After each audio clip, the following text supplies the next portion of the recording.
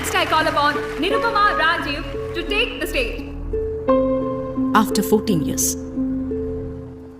Head up, Nirupama Krishnan.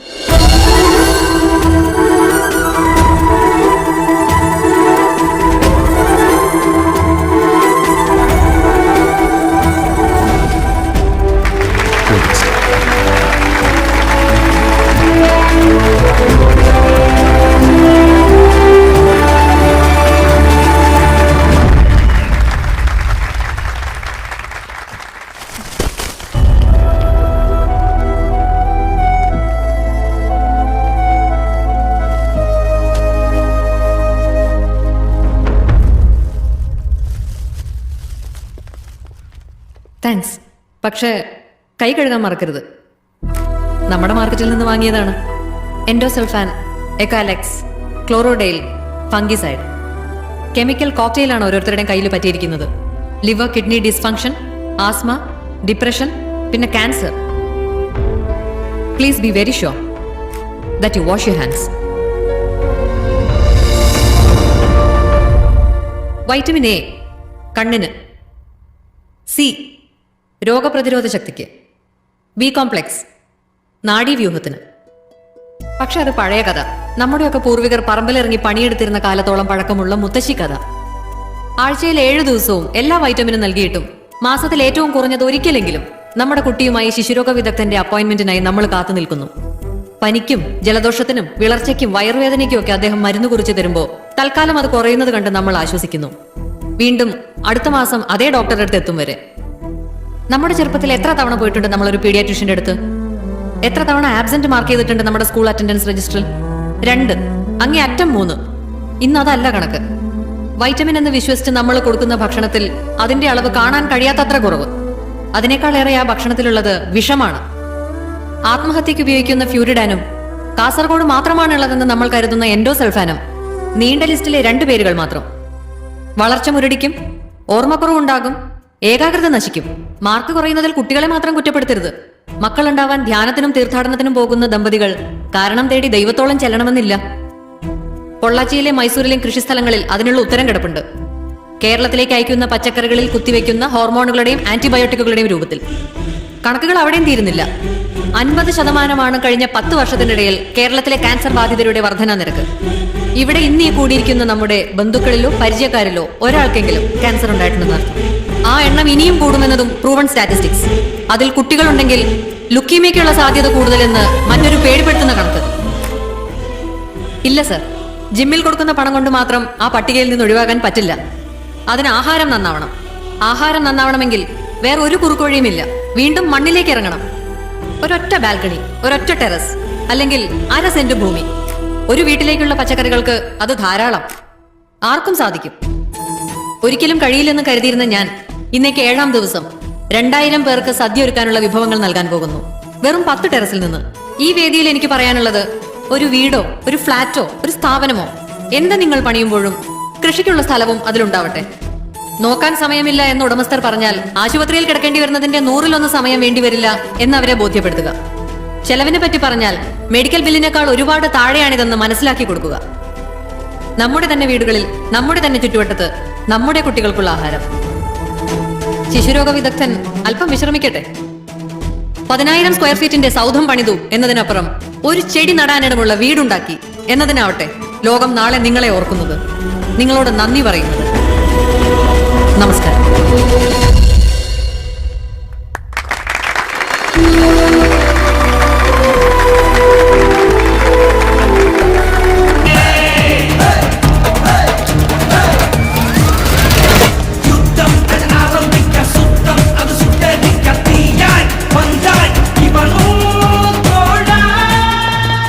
കുഴിച്ചുമൂടന്റെ അറവ് മാലിന്യങ്ങളിൽ നിന്നുള്ള മൃഗക്കൊഴുപ്പ.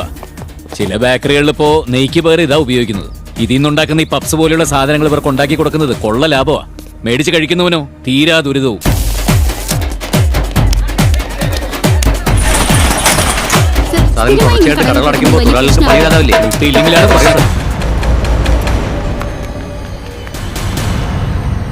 കയറി കയറി മാർക്കറ്റ് കയറി പണിയല്ലേ സാറേ?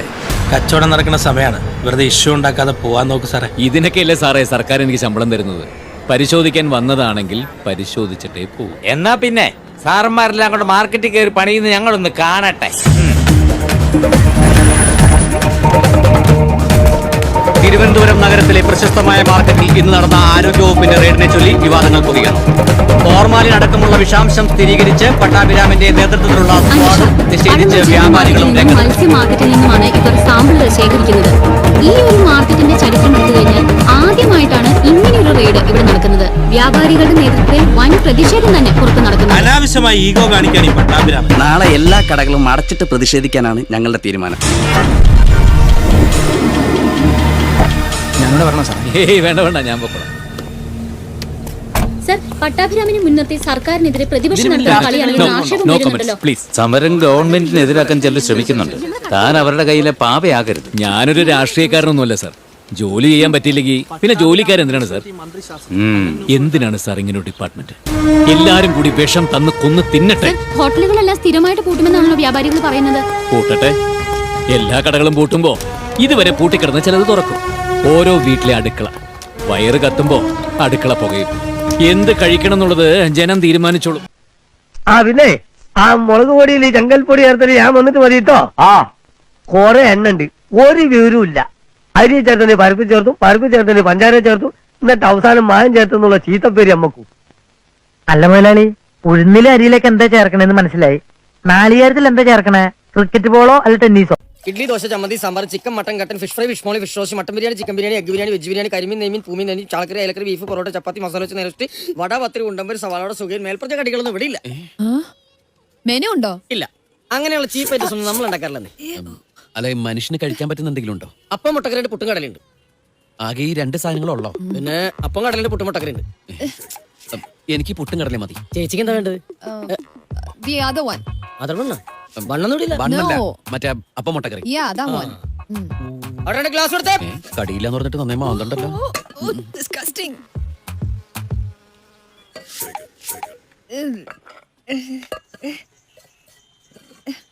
എന്താ ഇത്? അപ്പം മുട്ടക്കറിയും പുട്ടും കടലും. അത് മനസ്സിലായി. ഈച്ചയൊക്കെ വന്നിരുന്ന ഭക്ഷണമാണ് ഇവിടുത്തെ ആൾക്കാർക്ക് വിളമ്പുന്നത്. ഇത് ഞാൻ വളർത്തുന്ന ഈച്ചയൊന്നുമല്ല. അതുകൊണ്ട് തന്നെ അയ്യോ ഈച്ച ഇവിടെ വരില്ലെന്ന് പറഞ്ഞാൽ ഈച്ച അനുസരിക്കാനൊന്നും പോലില്ല. ഇവിടെയുള്ള എല്ലാവരും ഇതൊക്കെ കഴിക്കണേ. ഇവിടെ ഇങ്ങനെയൊക്കെ കിട്ടുള്ളൂ. അങ്ങനെ പറഞ്ഞു കൊടുക്കും സാറേ. Show me your hands. എന്താണ്? തന്റെ കൈയൊന്ന് കാണിക്കാൻ. എന്താ കുഴപ്പം? നല്ല സൂപ്പർ കൈയാണല്ലോ. കൈ നോക്കാൻ അറിയാമോ? ഈ കൈ കൊണ്ടാണോ താൻ ഇവിടുത്തെ സാധനങ്ങൾ എടുത്തുകൊണ്ടേ വെക്കുന്നത്? പിന്നല്ലാതെ. നഖം ക്ലീൻ ചെയ്തൂടെ? പിന്നെ എനിക്കിവിടെ തൂറാൻ പോലും സമയം കിട്ടല്ലോ. അതിനൊക്കെ കൈയുടെ നഖം വെട്ടാൻ പോണം. എനിക്ക് തന്റെ ഭക്ഷണം വേണ്ട. 5 ദിവസം ഞാൻ കുളിക്കാത്തതിന് ആർക്കും ഒരു പരാതിയില്ല. ഇപ്പൊ നഖം വെട്ടാത്തതിനെ പ്രശ്നം. 4 வயசு குழந்தை கேன்சர்ங்கிறது என்னால ஏத்துக்கவே முடியல. அவன் சாப்பிட்ட ஜங்க் ஃபுட்ஸும் காரணமா இருக்கலாம்னு அவனை ட்ரீட் பண்ண டாக்டர் சொன்னாங்க. அதை பத்தி முழுசா தெரிஞ்சுக்கணும் டாக்டர். நம்ம டிவில பாக்குற அந்த எல்லா ஜங்க் ஃபுட்ஸும் ஆட்ல காட்டுற மாதிரி பழங்கள், பால், கோதுமை அப்படி நேச்சுரல் இன்கிரிடியன்ட்ஸால மட்டுமே தயாரிக்கிறது இல்ல. டெய்லி நாம சாப்பிடுற எந்த பொருளாகட்டும், நூடுல்ஸ், ஜூஸ், பிஸ்கட், இந்த மாதிரி எல்லா உணவுப் பொருளையும் பல ரசாயனங்களை சேர்த்து தான் தயாரிக்கிறாங்க. நாம நினைக்கிற மாதிரி குழந்தைங்க ஒவ்வொரு ஃபுட்டையும் நாக்கு வழியா ருசிச்சு சாப்பிட்டு எனக்கு திரும்ப திரும்ப இந்த பொருள் வேணும்னு கேட்கறது இல்ல. இந்த ஃபுட்டோட டேஸ்ட் குழந்தைங்க கண்ணு வழியா உள்ள போகுது. மீடியாவை பார்த்து தனக்கு பிடிச்ச பிரபலங்கள் சொல்றதெல்லாம் கேட்டு, அது மட்டும் இல்லாம அந்த ஃப்ரீ கிஃப்ட், டாட்டூக்கெல்லாம் ஆசைப்பட்டு அது மூளைக்குள்ள போய் பதிஞ்சு அந்த மூளை கொடுக்குற குதூகலத்துல தான் இது வேணும் வேணும்னு கேக்குறாங்க. இந்த ப்ராடக்ட்ல கலருக்காக, டேஸ்டுக்காக, சீக்கிரம் கெட்டு போக கூடாதுங்கிறதுக்காக கெமிக்கல்ஸ் எல்லாம் சேர்க்கறாங்க. ஆனா சில கம்பெனிஸ் அதிக லாபத்துக்காக அளவுக்கு அதிகமா இதை சேர்க்கறாங்க. குழந்தை என்ன பிரெட் மட்டுமா சாப்பிடுது? ஜாம் சாப்பிடுது, கூட நூடுல்ஸ் சாப்பிடுது, 2 பிஸ்கட் சாப்பிடுது, ஜூஸ் வேற குடிக்குது. இது ஒவ்வொன்றையும் வேற வேற கெமிக்கல்ஸ் இருக்குது. இது எல்லாம் அந்த குழந்தையோட வயிற்றுக்குள்ள போய் ஒன்னோட ஒண்ணு சேரும்போது அது உணவா இருக்குமா, விஷமா இருக்குமான்னு யோசிச்சு பாருங்க. இன்னைக்கு இந்தியாவுல குழந்தைகளுக்கு வரக்கூடிய புற்றுநோயில சென்னை தான் 2வது இடத்துல இருக்கு. நம்ம தலைமுறை தான் அடுத்த தலைமுறையோட மரணத்தை பக்கத்துல இருந்து பார்க்க போற துரதிருஷ்டவசமான தலைமுறைன்னு சொல்றாங்க.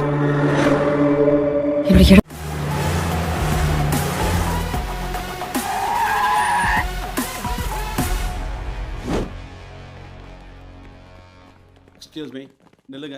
யார் சார் நீங்க? இங்க எப்படி வந்தீங்க? நாங்கள் இந்த கண்ணகி சில ரைட் எடுத்து பிள்ளையார் கோயில் 3வது லெஃப்ட் எடுத்து வந்தோம். வேற ஃபுட் சேஃப்டி ஆஃபீஸர்ஸ். என்ன சார் இது?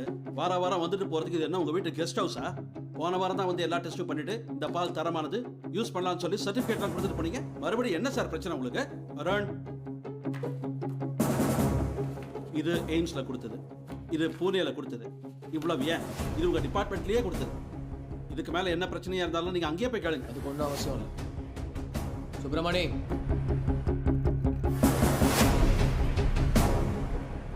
ஏய், இந்த வேலையை விட்டு தூக்கியாச்சுல, உனக்கு இங்க என்ன வேலை? அவனுக்கு வேலை இருக்கு சார்.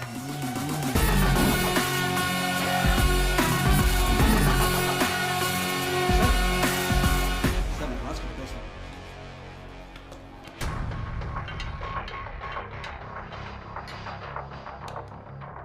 டேய் டோமரு இங்கே ஜாம்பர் வச்சுக்குது கால்லாம் போகாது. ஹலோ கால் போகாதுன்றா hello hello. Subramani sir. Sir இதெல்லாம் செக் பண்ண பாஸோட பெர்மிஷன் வேணும் sir. I am very sorry. Muthu இந்த பாலில் என்னெல்லாம் கலக்குறாங்கன்னு தெரியறவருக்கு இந்த ஃபேக்டரியை விட்டு ஒருத்தன் வெளியே போகக்கூடாது. Get to it.